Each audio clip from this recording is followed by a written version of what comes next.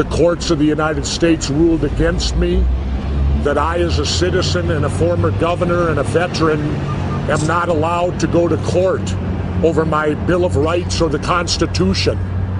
They said they don't have jurisdiction. Well, my question is, if the federal courts don't have jurisdiction over a constitutional question, then who the hell does?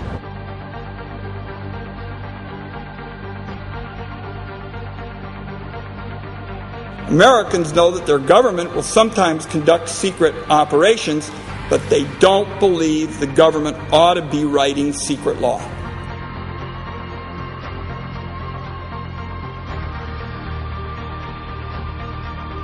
Again, total power in one person's hands, not the American way. These damn bills that come out here all the damn time come out here at the last second, and I gotta try to figure out how to vote for my people.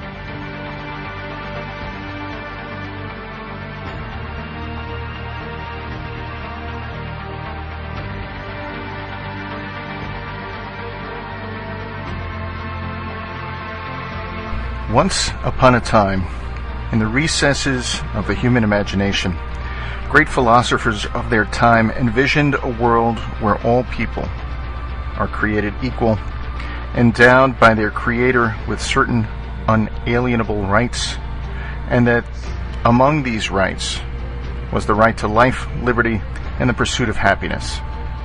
The right of self-determination without interference, of choice regardless of personal consequence, to do what one sees fit with his or her life, for better or for worse. The only caveat was that each individual respect those same rights of others and not infringe upon them. Alas, it was only a concept, a hope, a dream. There were always those that would pervert the dream for their own ill-gotten gains.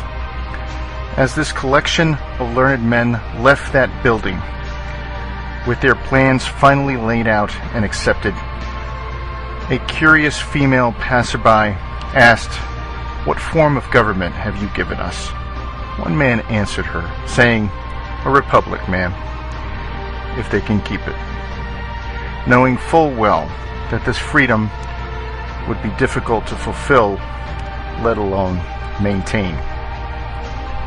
And so from the beginning till today has that dream yet to become an actual reality.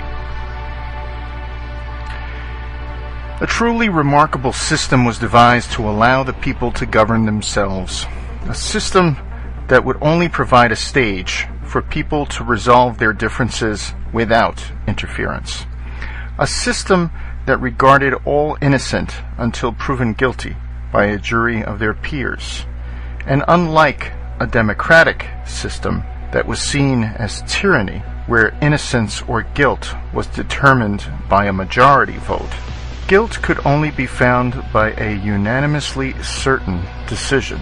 This jury of common people not only had the power of guilt or innocence, but also had the power to overturn any law that did not serve the interest of the people, despite the unwavering support of unscrupulously corrupt politicians to the contrary.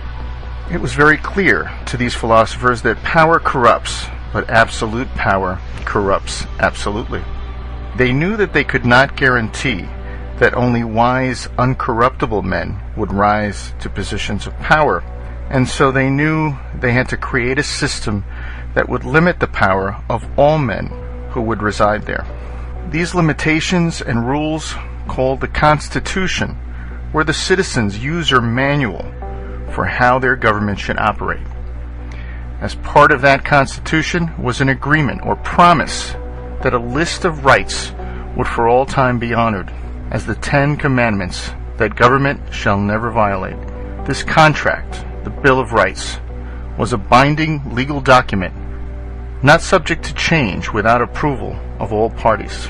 Society may have changed, but human nature and the nature of governments has not. Unfortunately, men and institutions of men always break their promises. At the very seconds after the passing of the Constitution, those in government quickly appointed themselves as interpreters of the rights of the people. They not only redefine their rights when expedient, but also redefine the definition of what constitutes who actually is entitled to those rights, to allow the justification of slavery, servitude, and control, yet allowing their elites greater advantage, control, and power over those they would control. Is it fair to say that certain people are attracted to certain vocations? What types of people are attracted to positions of power and authority?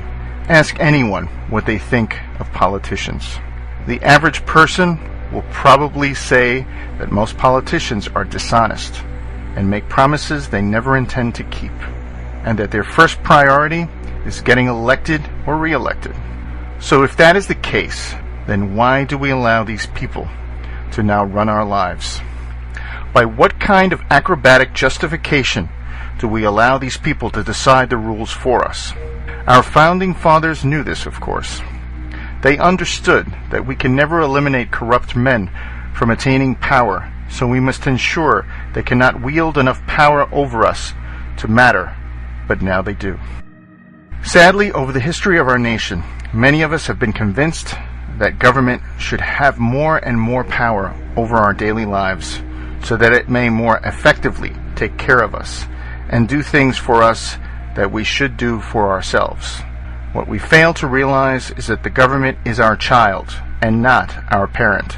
As was most eloquently stated by President Dwight D. Eisenhower, every step we take towards making the state caretaker of our lives, by that much we move towards making the state our master. Look at what we have become. A free, self-determined, resourceful, independent people. Now a dependent, insecure, depressed, easily manipulated, and fearful shadow of our former selves. Adults now have become convinced they must seek permission from the government for a myriad of things for the greater good, unheard of in human history, and allow the lessons of personal responsibility through consequences of personal actions to be destroyed. There is a famous quote that says the road to hell is paved with good intentions, and it could not be more true than today. Those who control perception convince us that we need more control. Yet if we cannot trust our neighbor to open a business or own a gun without a license or permit, why would we trust people in our government to make choices for us and not possibly cause us injury in the process? Many feel that certain problems will never be solved without government intervention. Did children not get educated before government was involved? Did the poor not get help and medical attention from charities and churches? The problems government has been entrusted to solve have never and will never be solved if government remains the sole source of its solution. Racism still exists. Poverty still exists. Health risks still exist. Drug abuse still exists. And these things will continue to exist until individuals rise above them through their own force of will. One of these great philosophers, Benjamin Franklin, stated, "I think the best way of doing good to the poor is not making them easy in poverty, but leading or driving them out of it." Many people have been convinced that humans must be controlled because they are a danger to others. Yet they appoint other people to control them. They appoint politicians and police to control their lives. Yet who controls the politicians and police? Do you? No, you don't. A dog is only loyal to the one who ensures it is fed. If you choose to stop feeding the dog because of a philosophical objection, others will come to ensure you comply, by force if necessary, whether or not you agree. That is not freedom, my friends. Remember that. We the people do still have the power, but we must believe we have the power and exercise that power before others will take us seriously. Adults do not need permission from anyone to pursue their life, liberty, or happiness, to start a business, to speak their mind, to decide what they eat, how big their drink should be, Mr. Bloomberg, or who we should marry. Not a politician, policeman, or city council. police were entrusted to help keep the peace and serve their community without infringing upon individual unalienable rights, and have failed in that trust. Civil rights, as opposed to unalienable rights, are rights bestowed by civil authorities, and they never had that authority to grant or remove rights from anyone. In this age of information and knowledge, it is time we finally bring to fruition the concepts that our forefathers originally had, but never got to see: a true freedom in America. No one at all, including government, has natural authority over you. Only you have authority over yourself. None are more hopelessly enslaved than those who falsely believe that they are free. You have an obligation to yourself and your family to stand fast and defy anyone or any law that violates your right to self-determination, and defend that right by any means necessary.